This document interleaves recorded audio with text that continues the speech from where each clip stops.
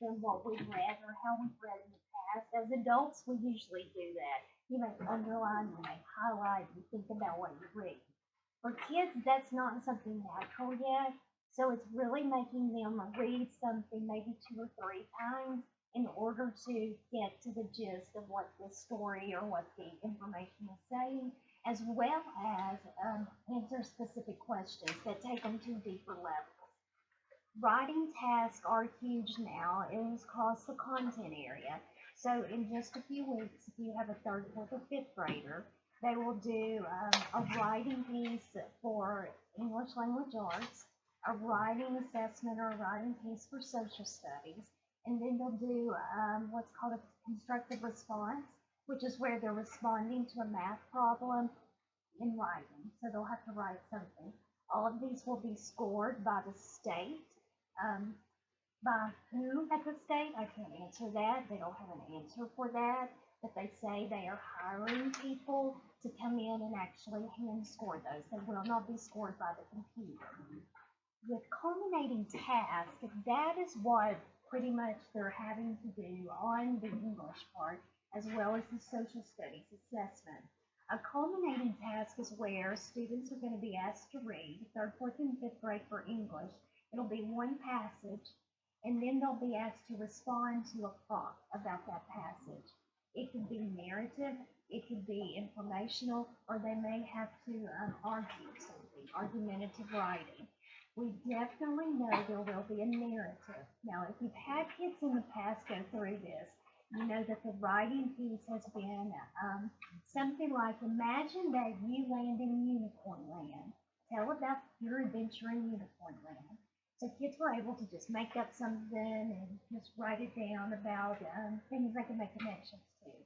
The narrative is different now that they'll be given a passage to read, and then the prompt will be something like, so using the point of view of the main character, continue the story of what happens to this boy when he encounters this.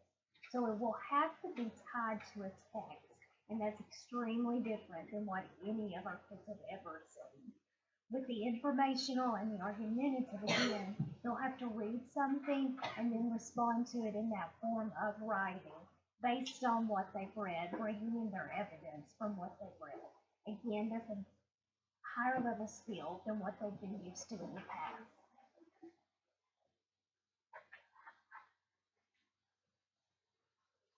So here's what we've been doing in Hamilton County as we make this shift to new standards as well as the new assessment. And again, this is specifically around ELA. The first thing is high quality text. What the state of Tennessee found is that in years past, the texts that were being used both in the classroom, like in the textbooks, as well as what they had on the state assessment, were at a lower level than what kids needed to be exposed to in order to be college and career ready by their senior year. So they put out some information about, so let's bump it up, let's increase the rigor of what texts we're exposing kids to. And so with that, we have taken a very close look, making sure that we're exposing students to what is now considered grade level, high quality text. Questions and tasks are text dependent. And the task that students are asked to do, what they're asked to do with the text, it is text dependent. So for example, what they wanted to do is to even the playing field.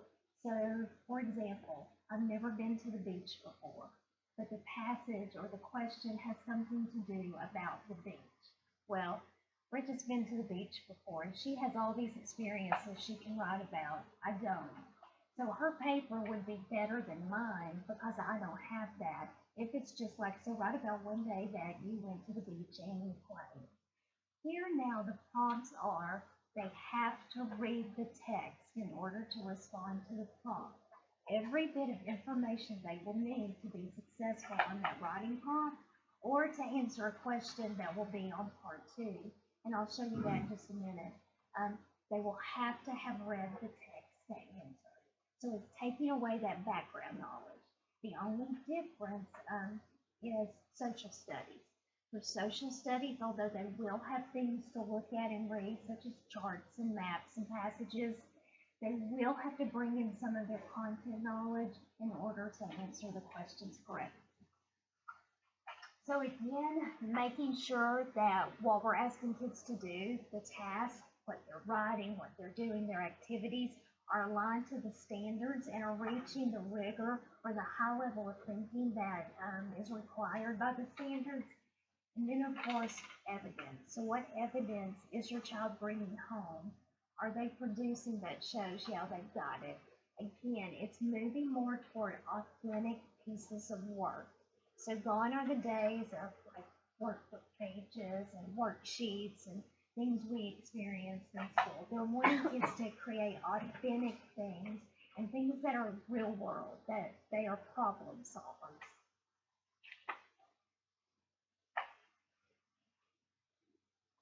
So going back to this idea about text. So what is a high quality text and how do you know if your kid's being exposed to that?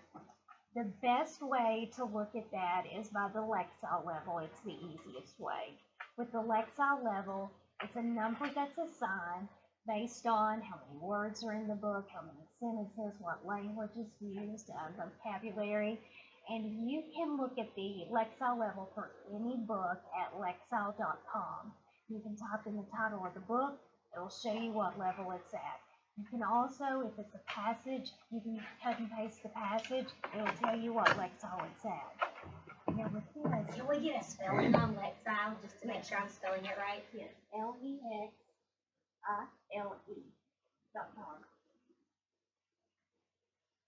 So here is the college and career readiness scale in terms of the Lexile level. You'll see that the Lexile, they don't really start in kindergarten, they start more with first grade. And so according to the state, the books that follow within the band of 190 to 530 are first grade level. And then it continues on up to 11th grade college and career. So when we're looking at the passages that we're exposing our 3rd and 4th, 5th grade kids to, we're looking at these bands, but we're looking on the higher end. Because again, that's what the state is saying, that most of the passages will be on the higher end of that. So again, I know that your librarian can help with that if you have questions about that. But again, the Lexile site is a great place to go as a resource. Is there an easy comparison chart to S&P level? Yes. Okay, so between Lexile and S&P. I want to say it's also on 10Core website if you go there, but I'm pretty sure it's on the Fountains at the Mail website. If you can't find it, shoot me an email and I'll shoot it to you.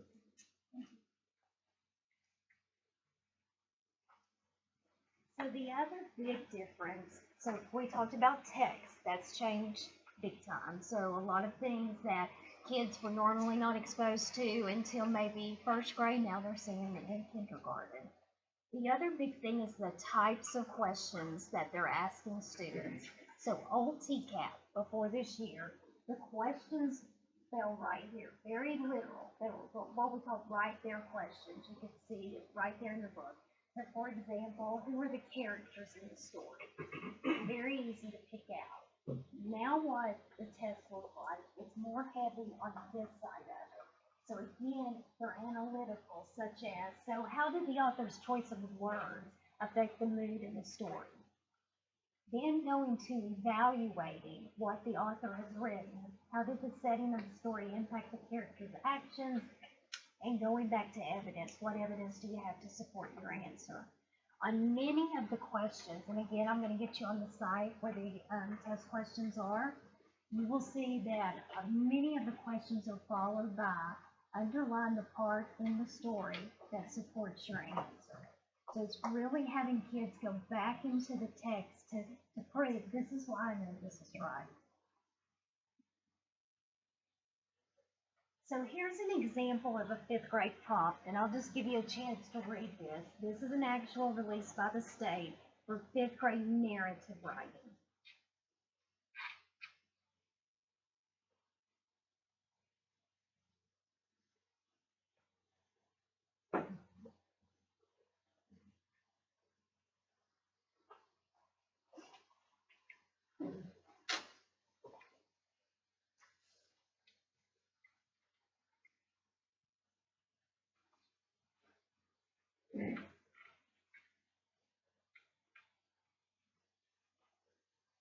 I'm not a fifth grade. Oh, just wait, it gets better. So again, on this one, you'll notice it's narrative writing. However, they have to go back to whatever story they just read about Vision Day and about Stephen, and they have to bring everything that they learned about that story back into their writing. This narrative writing for 3rd, 4th, and 5th, as of today at 6:40, the state says it will not be counted toward a student's score. They're calling it what they note as a field test, and it will not be counted in accountability for schools, teachers, or kids. So I guess they just want kids to do it for fun. So, which grades again, you said? Which grades? 3rd, 4th, and 5th, all grades. Now, is that only for this year, or is that just forever? They're always doing it just as a field test? That's a great question. They haven't said. Okay. Is the prompt also for middle school is also just being? Yes, yeah, that's for all grade levels. Narrative is a field test. So again, in 2 weeks or whenever your child's scheduled to test in 3rd, 4th, and 5th, so part A or part B, one day they'll do this. So then, on another day that week, they're going to come back and do this. And I'll give you a minute. This is the one that counts. Can I ask you a quick question before we move on to this harder question? Yep. This will be typed, am I correct? Correct. Okay, so Everything's computer-based. everything, so all these writing responses are typed writing Yes. responses? Yes, Okay. they can have a piece of paper, pencil to like take notes as they read, Okay, make a graphical organizer. but it has to be typed. to be typed. And that's 3rd, 4th, and 5th? Correct. And I'm sure old people. Yes, old people do. For common? Yes, there are time limits.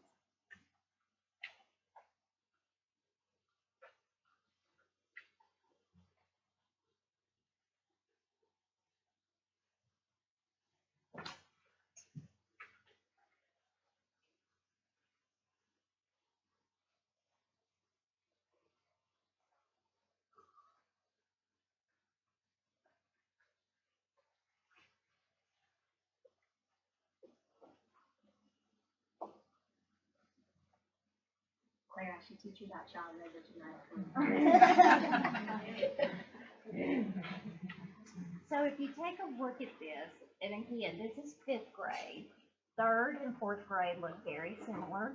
3rd grade may not have as many words on it, but still it's written in the same format. So again, one of the things we've been helping teachers as well as students do is just teaching students how do you attack this? What is it even asking me to do? Where in the world is that part at? So again, just kind of breaking down just the process of it on top of the keyboarding it takes to do it. So it's like multiple things that kids are being asked to do on this assessment that's not just about the writing. Now, how they'll be scored is by a rubric. It's a 4-point rubric. Again, someone from the state will be scoring those by hand. And then with all of the scores, both on this part 1 as well as part 2, well, we've been told at this time we won't have any of that information until the earliest of October of this year. Is there a place that we can later on see the rubric or see how they score them? Absolutely. It's actually posted right now on the State Department of Education's website. And there's one for 335, and then 6A, and then high school. There are separate rubrics for the social studies writing. So on the social studies writing, they have a rubric that will be counted toward the literacy part of it. And with literacy, it'll be like, did they create a main idea? Did they have details, conventions of English? But then the other part of the rubric is content. Do they know the content to support what they wrote about? And math will be a rubric as well on this part 1. So And that's their written response to a word problem, right? correct. Correct.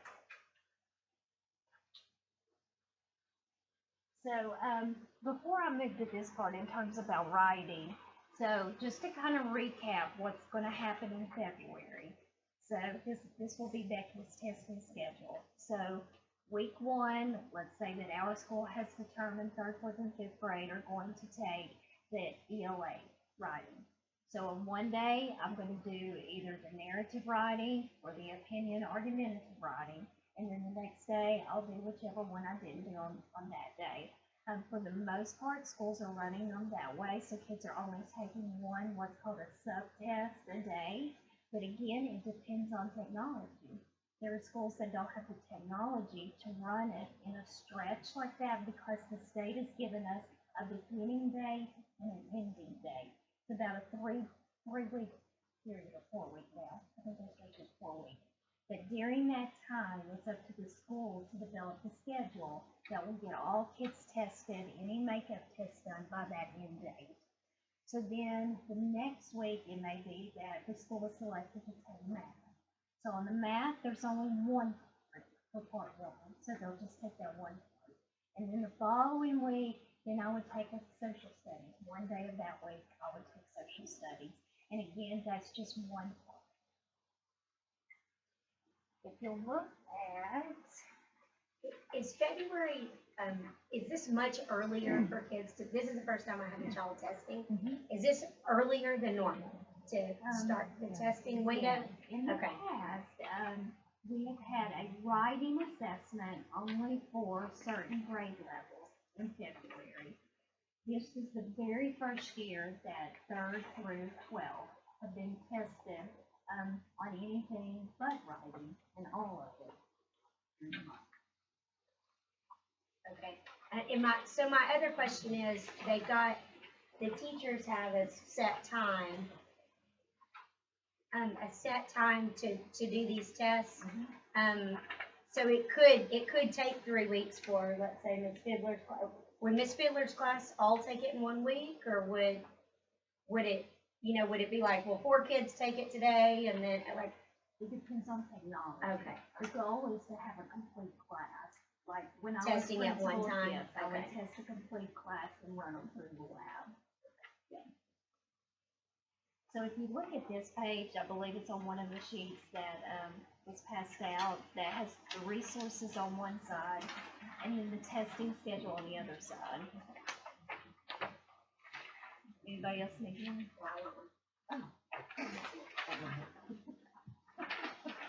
So if you look at up at the top, and this is showing grades 3 through 8, but if you have a 3rd grader, you're up in the first box. 4th and 5th grader are in the middle box. If you just look under where it says Part 1, everything that's under Part 1 is what your child will do in February. That's just what I explained in terms of how many different assessments they'll have to take. We'll go to Part 2 in just a minute because then I'll get you on the site and let you see some. But just to talk about writing, and I don't know if this has been a concern, but I know it's been a concern at some other schools, is that the drill and kill type of writing that we're teaching is killing his love of writing. So I do want you to know that in Hamilton County, about 2 years ago, we adopted the Lucy Calkins units of study for writing. And that is one of the things that, as I've listened to this whole shift across the state, K-12, that I've been happy about and thrilled that we did, because it does teach kids to love writing, but it also teaches them to think deeply and do that deep thinking it takes to respond to such prompts. So what we did is we had to create a balance of how much time we spend with those units compared to the time we attend to. You have to teach them how to respond to a prompt, because the Lucy units, they do not teach that. So we put in some scaffolds there for kids as well as for teachers in order to address that issue. So again, the why for Lucy is that it teaches kids to love writing, and then it also teaches them to think deeply.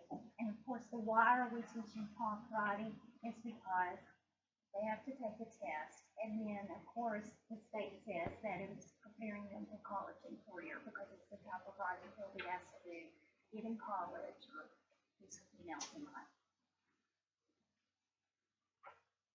So just again, there's something you may have seen your kids come home with when it comes to prompt writing. What we've been practicing with kids is number one, understand the prompt. What in the world is this prompt asking me to do? And then identifying keywords and phrases. Then gather and analyze evidence. We've had some graphic organizers developed to help kids get their thoughts on paper, because our goal is if some of them can just get what they're thinking on paper and then we can say type it, then at least they're going to get something on there with some keywords, and according to the rubric they'll at least get a 2 or a 3. So again, thinking strategically that way. So grammar's been a huge question, and this is another huge shift in the testing. In the past, grammar's been assessed in isolation. And what that means is, so a student would be given a sentence and it would say, which word in this sentence should be capitalized? And so then it would have those answer choices and they would just choose the word that needed to be capitalized. That was it. So now what they've changed grammar to is like editing. So students will be shown a paragraph, and again, I'll show you the example. In that paragraph, there will be like 5 to 7 mistakes. Just reading over that paragraph, the student has to decide where are the mistakes at and what should it be. So again, it's not telling them look for capital letters, punctuation, things like that. They just have to be able to read and identify what's wrong with this passage. So, again, that has moved our instruction in grammar away from isolation and more into their writing, and again, more into pure editing, so that they're exposed to pieces of writing that need some work, and that they'll be able to identify those on the test. So how has the state supported us through this change? So the first thing, and you may have heard your kids talking about break the mist or taking MICA, things like that. The mist is the actual site where kids will take the assessment. When kids log on, they will see a complete test, and they can actually experience the same platform. And what I mean by platform is drag and drop, if they have to click more than one answer, things like that. It looks exactly like the assessment. The only way teachers can use MIS is if they're doing a practice test. So kids would be given the assessment, 75 minutes on the computer, taking it. The catch is it's only open 3 times a year. Because we are also testing in high school, it cannot be open during a testing window, and we have high schools on block schedules.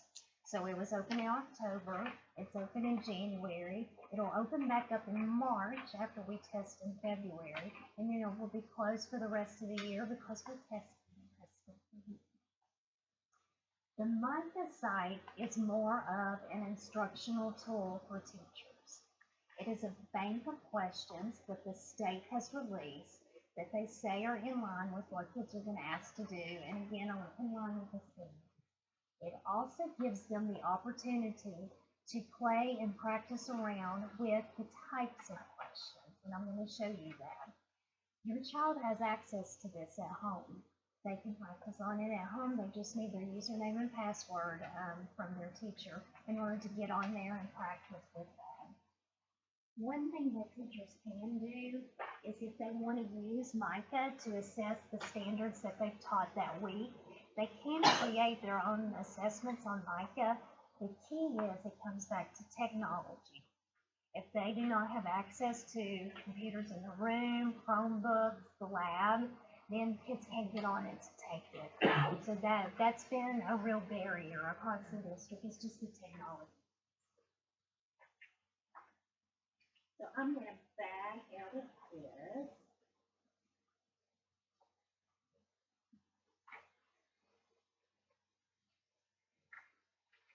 So this is the MICA site.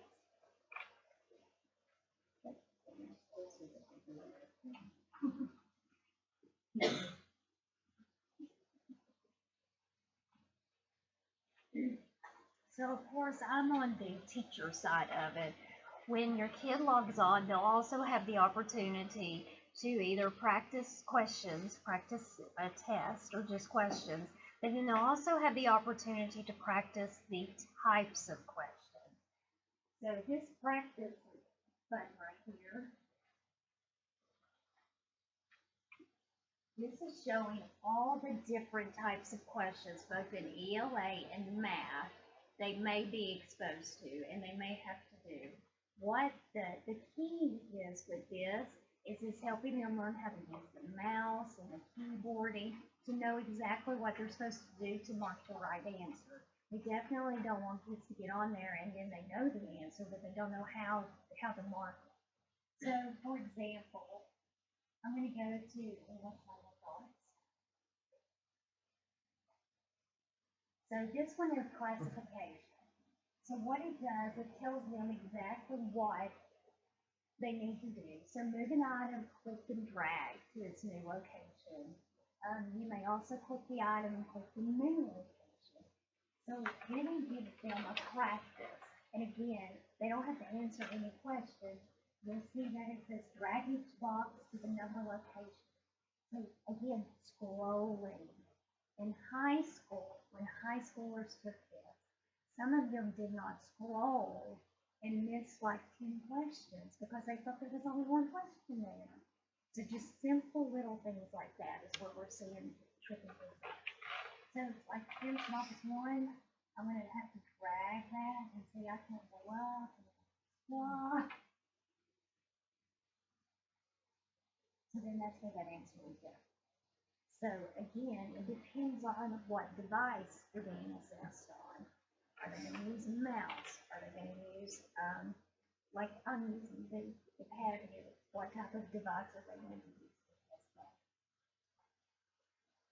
So school system didn't have a contract with any computer.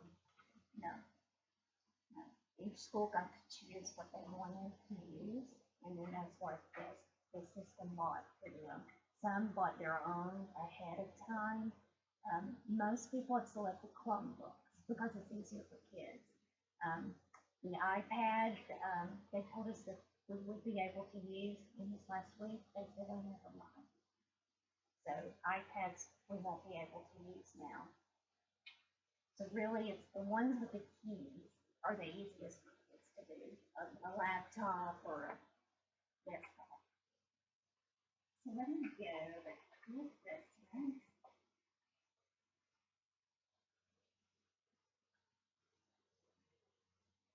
So what grade? What grade is these kids in here?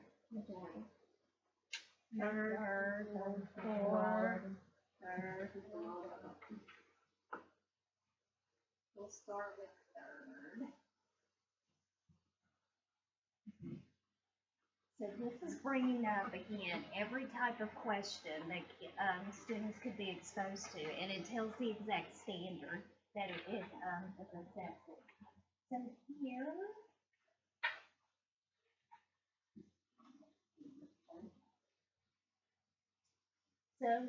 is the passage and a writing task.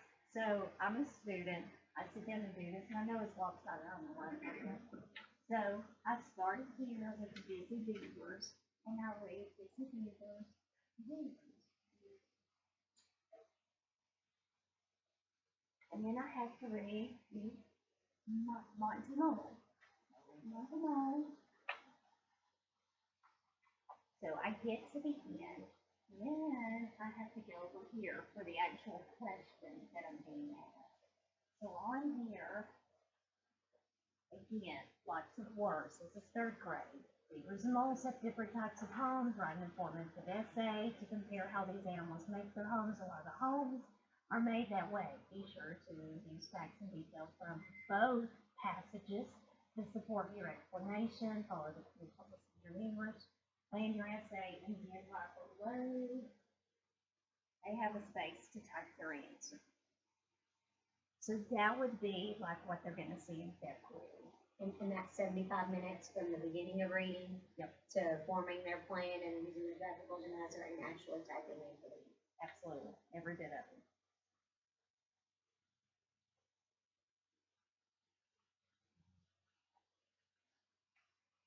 So here's an example of just a question, and this is just a multiple choice question like they've had in the past, one answer.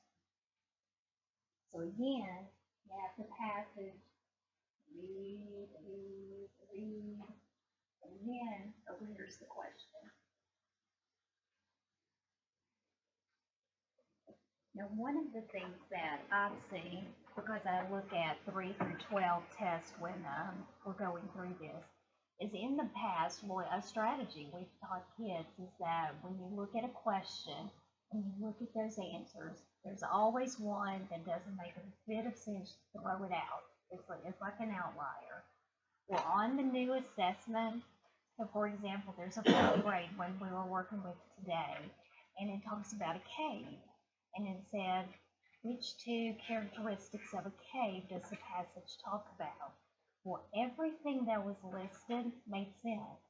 Wet floors, slippery, lots of rock, dirt. All of them made sense and could have been the answer. But the key was they had to go back to the article to find, okay, which one is in there. So again, if kids are used to just going and answer, oh yeah, I know what a cave looks like, and just checking it, then they'll be wrong.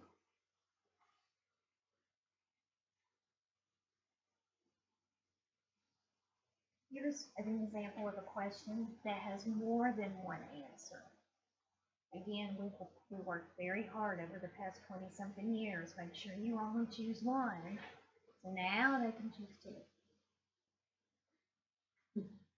Or more. Another thing that's different is that, again, going back to the text and knowing that all of these numbers up here are the paragraphs. So you're having to say, so which part of the passage gives more information about Pilgrim's Progress?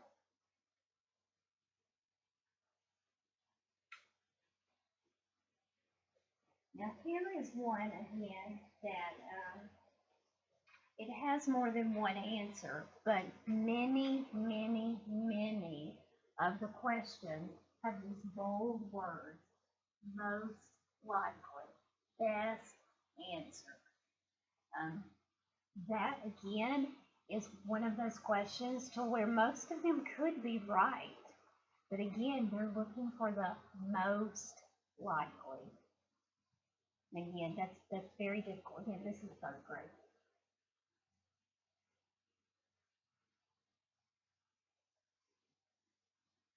Now, let me go to 4th grade.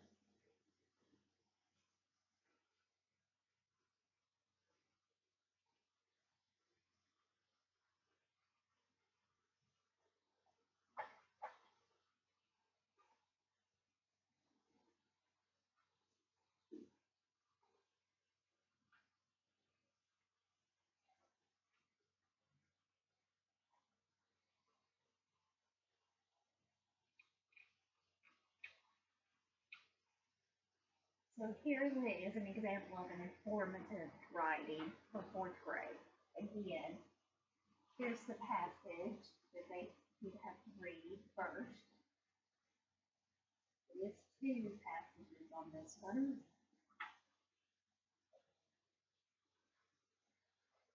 And then the prompts.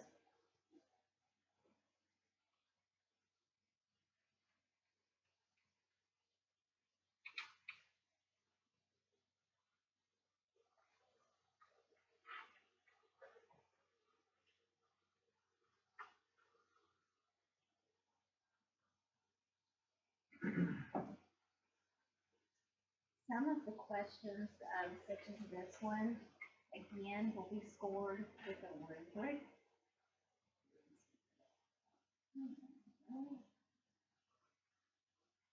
So on this one, to where again, this is a drag and drop, drag the sentences to the correct boxes to show one main idea and its supporting details from the passage. So you'll see that.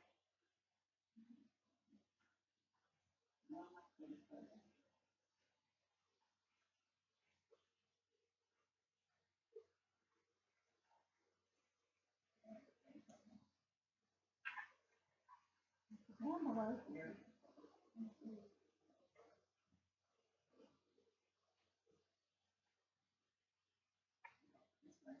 But down below, it shows that through a rubric they can get partial credit. So for example, they're supposed to choose two. Say they get one out of the two, they will get a point for the one they got correct. So it's not a get it all or nothing. They will get partial credit on some of the questions that ask for more than one answer.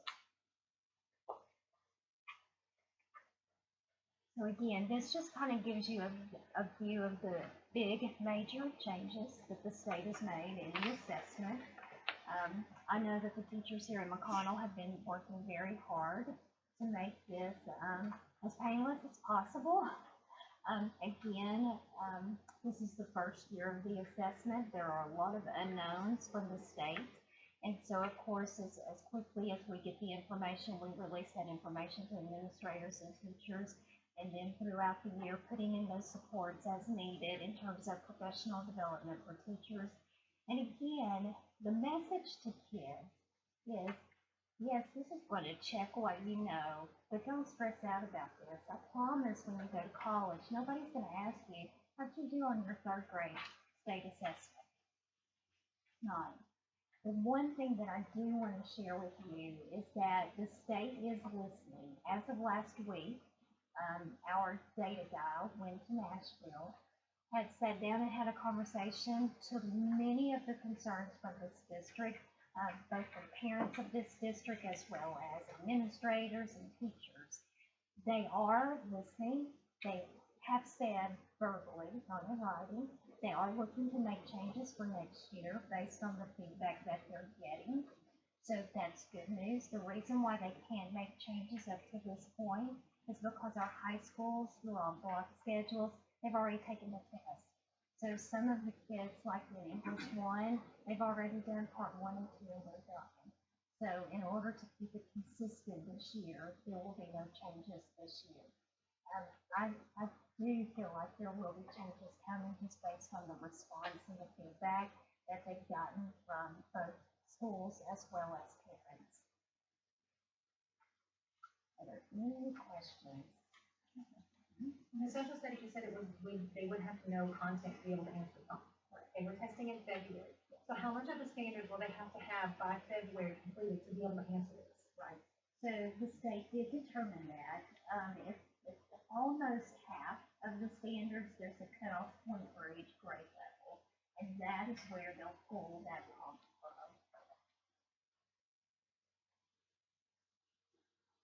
They are taking more tests in addition to Tennessee Ready, right?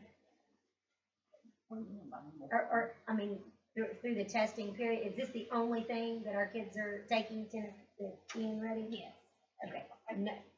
What about, and there, so this counts for like the county and the state and everything. That's everything.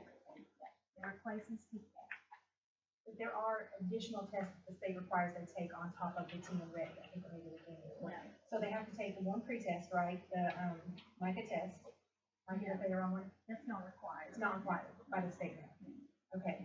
We were told before that that the state had handed down 4 different sets of assessments that had to be given throughout the year besides the TN Ready. No. The only, the 4 that they may have been talking about is, you have to take English, math, social studies, science. Science, there's been no changes. It's the same test that we've taken for years. But those are the ones mandated by the state. And then again, the breakdown of those, that's what's on that sheet that shows you in terms of, well, we've never, again, thinking about, are we testing more this year than we have in past years? Yes. Because if I'm a 3rd grader, I would only take in April English, reading, math, social studies, science. That's it. And now this year, I'm taking all of that as well as in February, I'm going to do 2 writing, 1 math, 1 social studies. Pretty much that. What has been the feedback from Hamilton County about the lack of computers and ability for, because I know at McConnell, we don't have one device per student, even if we're just taking third through fifth. Right. So is that pretty much a problem everywhere in Hamilton County? It's not a problem everywhere. I mean, we have pockets to where community foundations have stepped up. Benwood has sponsored more than one initiative in several schools. But what the state requires. Do you want to give me their name? Let me call those people. What the state did, what they required was, so let's say here at McConnell, you have, and I know this isn't true, but you have 400 third graders, and that's the largest grade level you have. That means that this school has to have at least 400 computers to test one grade level in a complete day. So that will take care of them. And so that's how the state went around and determined how many computers each school needed. And so it depends on the population.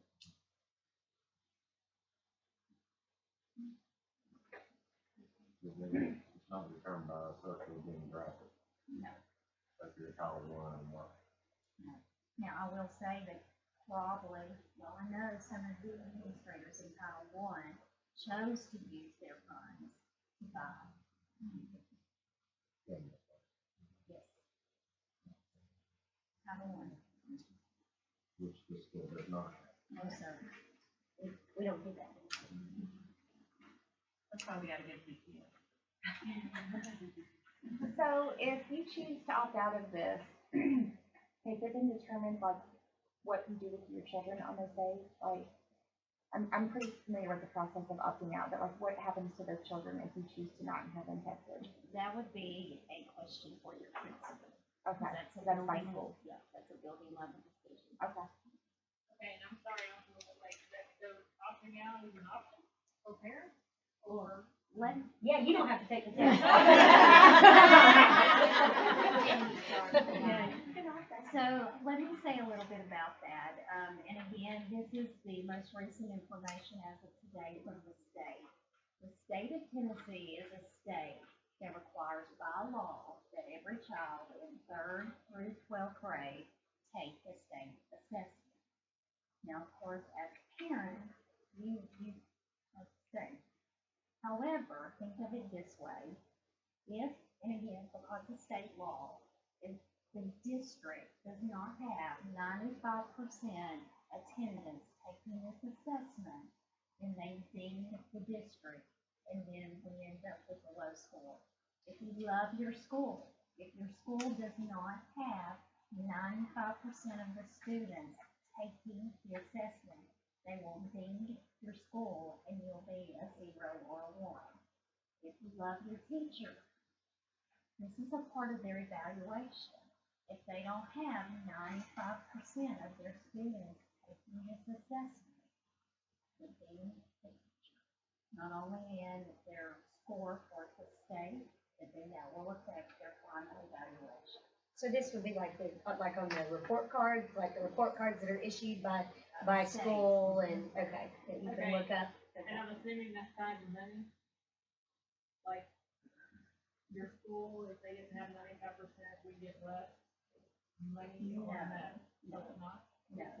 That would be, That report card. It's about the report card, and then of course what happens after that. They haven't determined that. Again, it's a new accountability year.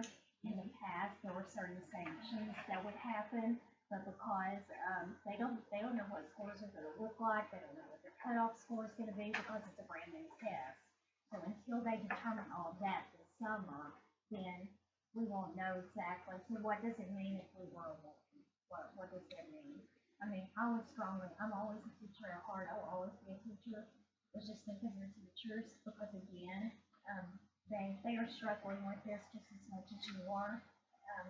And I know they'll do a great job in terms of preparing the kids and making it a no stress time.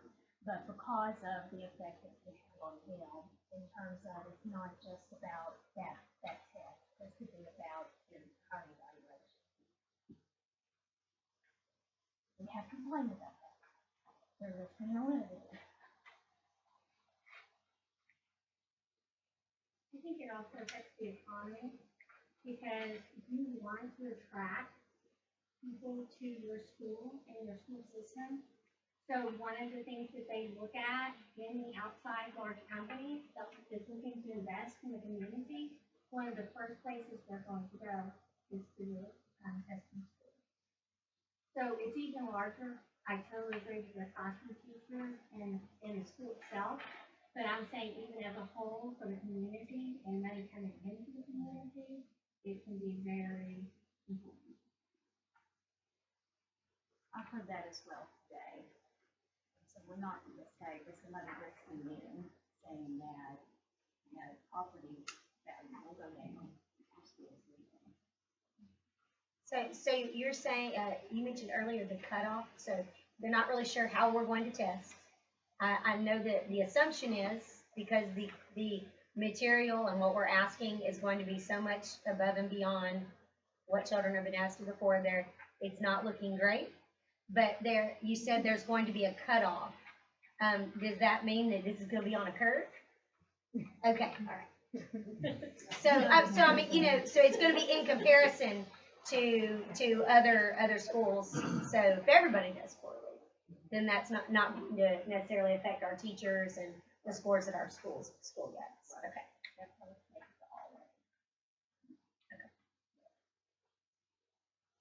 It's not like it's gonna affect the children in any way, it's kind of like this one. We're gonna see how this goes, and if it doesn't have the impact that they wanted it to, they're just gonna try something different, because they're always gonna have the test. That's a given, right? Okay. They will just, well, I know they will be relooking at what happened this year and then what adjustments need to be made. I strongly feel they're working with adjustments made, what that looks like, who knows. Just to clarify, the narrative that the law enforcement won't count towards their grade, though, right? And the other would be will be graded on a curve, but it will still count towards their grade. No. And then we'll know it. Okay, because we're not gonna have schools yet. Yeah, that's right. So there's no requirement by the state that they train the teachers to train these third, fourth, and fifth graders. I mean, I know my fourth grader does not have the fine motor skills to learn how to type, like he just doesn't. And so it appears that you're setting these children up to fail when they're having to write a narrative in 75 minutes when they don't even really know how to use a computer. So there's no requirement for training these children to adequately use a mouse or a computer or whatever. There's no, for technology, nothing from the state. There's no funding, there's some fund programs that will do that. It is mandated. But I do know that teachers do use the MICA and the MIS in order to help them. They've been practicing each, at least once a week, with the laptop at computer lab. Some classes have it twice a week, some once a week, they rotate. They have third, fourth, and fifth have their computers at least an hour or two once a week, and using mouse and trying, so they get trying. But Claire brings home what you're showing. I don't know if it's exactly where, but she brings home those passages in her response. So I know they're doing them in class because I've seen those before. So now in Hamilton County, we've also released from the district what we call culminating tasks that we talked about at the beginning.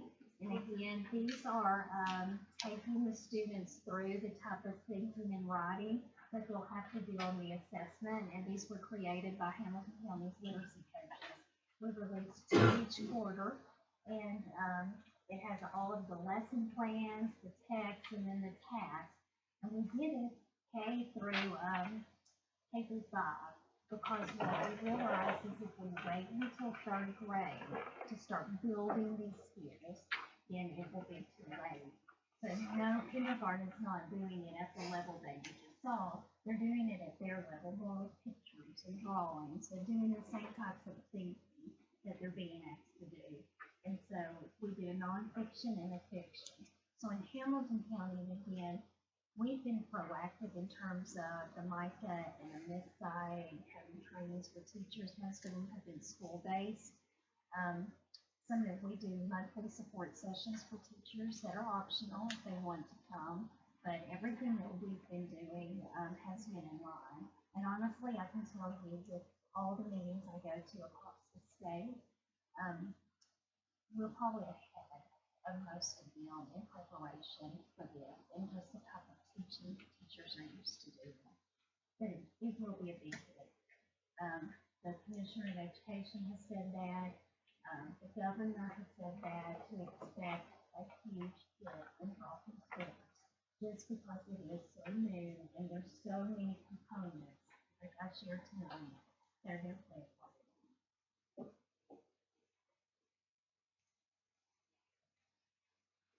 Any other questions?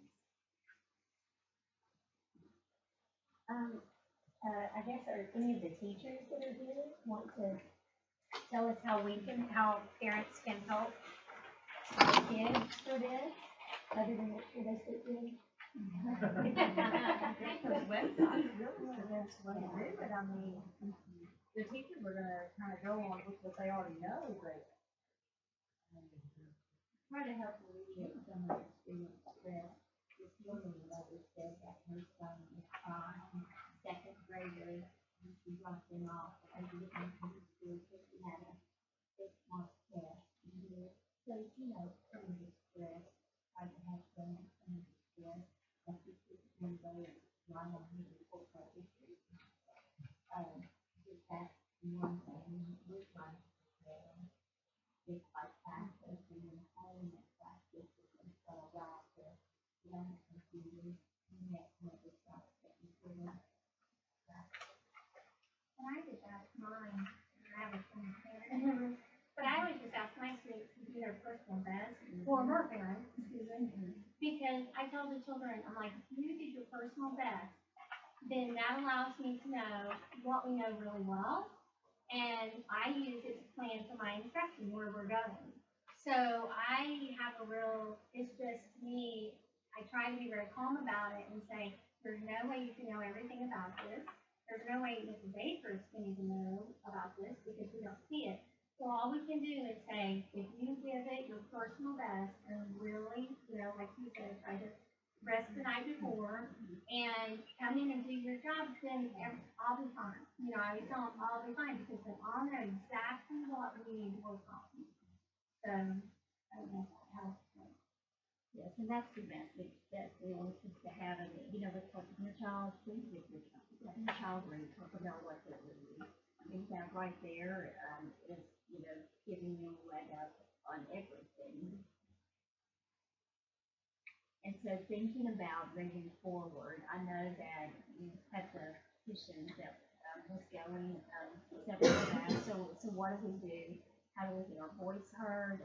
How do we say, this isn't working for our kids?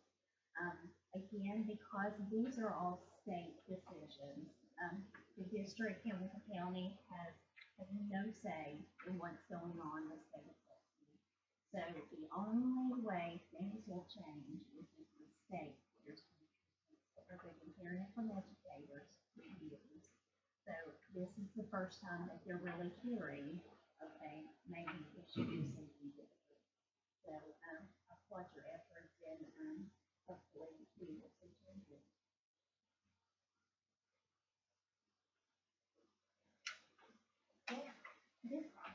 And what she was referring to, if you're here from a different school, I know we have several schools here tonight. If you're here from a different school, this is the petition that we started from. Christy attended a meeting with lawmakers and principals as our PTA representative, and she discussed with them. These were some of the concerns we had coming out of that meeting regarding testing, and Christy outlined it for us, the 3 main things that we would like for lawmakers to take a look at. That is the length and time of the test that it takes the children to take the test. The second thing is our lack of technology, and for these children to take the test and their lack of their lack of ability to use the technology to effectively take turn tests. And then the third one is, the third is, some of the concerns brought up by some of the principals at the meeting are the questions developmentally appropriate for the children? And that was, something that resonated with us. If we have administrators and teachers that are concerned about that, then we should be concerned too. So, this is what we just want to send to the state, and we sent it to the other PTAs. If you're from a different school, and you wanna take one with you and give it to your PTA, you're more than welcome to. They can add their name to ours, or they can start their own, if they would like. But, this is just to, raise awareness and let the lawmakers know, hey, we care about our kids, we care about our teachers. And, we want the testing to be, we want our kids to be tested. We want them to do well. We want them to work hard, but we don't want them to be at a disadvantage before they even take the test. So you can read over that. We have lots of copies. And one more thing, I've got some resources if you want to see, so what our kids going to be tested on, you want to see sample questions, then I've got those for each grade level if you'd like a copy of them. Yeah, take that test. That's all the language. Oh. That's third, fourth, and fifth. Yeah, I emailed it to, is it Julie, yeah. I emailed it to her. You can add your name to ours and then just forward it, use our link, or she can start her own. Like if you guys want to add or remove or. She typed it up for us. We came up with it at our last meeting. And yeah, she's our press release and communication person. And, but yeah, you're welcome to use ours and add